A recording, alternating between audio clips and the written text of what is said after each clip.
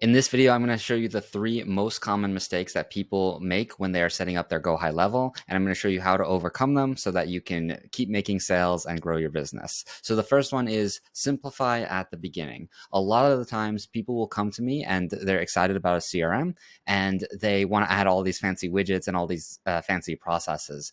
What I would recommend instead is look at what you're currently doing to get sales and see if you can actually even simplify that process before you even bring it into a CRM. Overall, that's going to help just streamline your process. There's a lot to learn when it comes to learning a new software, and knowing exactly what your sales process is already will help you overcome a lot of the technical challenges that you might run into. And then if you want to add cool new features, you definitely can. You just add them slowly, one at a time. Sometimes you might add like 10 new features, realize that 8 of them are actually not that helpful, and then have to take them all away, and all of that takes implementation time when it's better probably just to make the sales. And then once you actually learn the process that you like, you can document that process and then hopefully train other people to take over. The second thing is, do not use your pipeline as a task management system. So a lot of people don't know how the dashboard works or how the reporting works in CRMs, and they also don't know about the other options such as manual actions to actually manage their process, their sales process. And so let me show you how that works. So this is a really common example of an example pipeline that a client might set up. And so you can see a new lead comes in, they do call 1, they do call 2, they do call 3, then hopefully they book an appointment, they present on that call, they present some kind of offer, they do a follow-up, last call, they win the opportunity, they lose the opportunity, or they send them over to long-term nurture. And this all might seem very logical, but when you consider that there are things that actually replace this, such as if you take this opportunity card, instead of having a 1 section, you can actually drag them down to the 1 section down here. Instead of lost, there actually is a lost. And instead of long-term nurture, abandon often works as the long-term nurture. Plus, you actually get to see where in the pipeline they got lost. The other thing that can be replaced is these things called call 1, call 2, call 3. So, all right, so if you were going to go into a workflow, many people don't know that you can actually set up something called a manual action to call, and it will allow you to make a list of everybody that you need to contact for that day. And so instead of it relying on you remembering all your contacts and moving them all over to call 1, call 2, it just simply makes a list for you, and it'll put something called in this manual actions tab right here. It'll queue up all of the calls that you need to make. You hit this let's start button, and then you just go ahead and you make those calls right away. There's no tracking involved. You don't have to remember who goes where. You just jump into here, you make the calls, and then you take the action.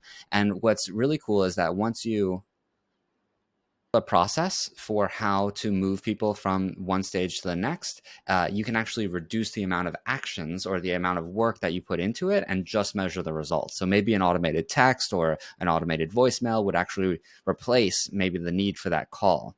Maybe calling at certain times would work better. Maybe texting at certain times would work better than doing those calls. All those things you can test in the workflow, whereas you can't test it as fluidly with this pipeline.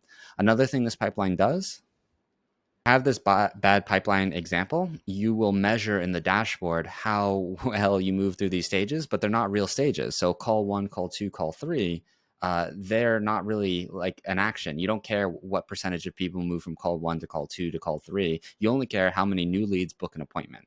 And so I want to show you a better example of what a proper pipeline would look like.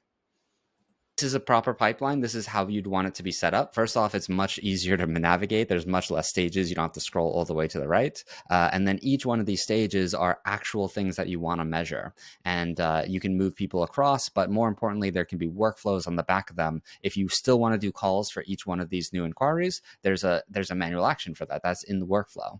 If you want to move them over to lost because they're not qualified, you can. If you want to send them to a long-term nurture, you can move them to abandon. Or if you do win them, you can move them to 1. And so everything can be done from here, much, much simpler. And let me just show you the dashboard so you can see how it works and how much better it works. So this is the bad example. We've got the new customer pipeline. You can see how many people come in as an inquiry and how many move over to active lead, how many book an appointment, and you can measure those percentages, and you can actually start to compare your different sources and see which one is the best source and who's your best salespeople and everything like that. And it's almost impossible to manage that if you're using that old example, which is a very common example that I've seen people use.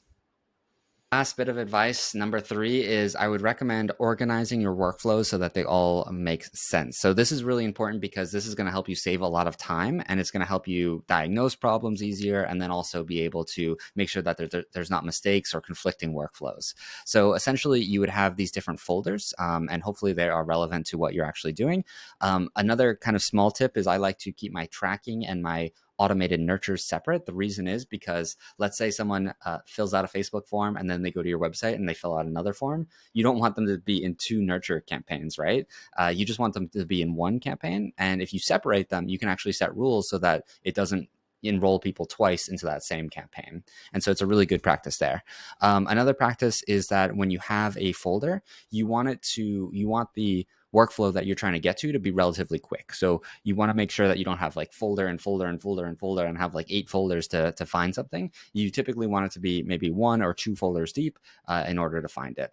Now, when you're setting up your folders, you want there to be essentially like a maximum of around 25 per page. That way you can keep all of your workflows onto one page. If you want, you can filter by 10 and you can keep less than 10 per page as well. That's perfectly fine. I like to go up a little bit more.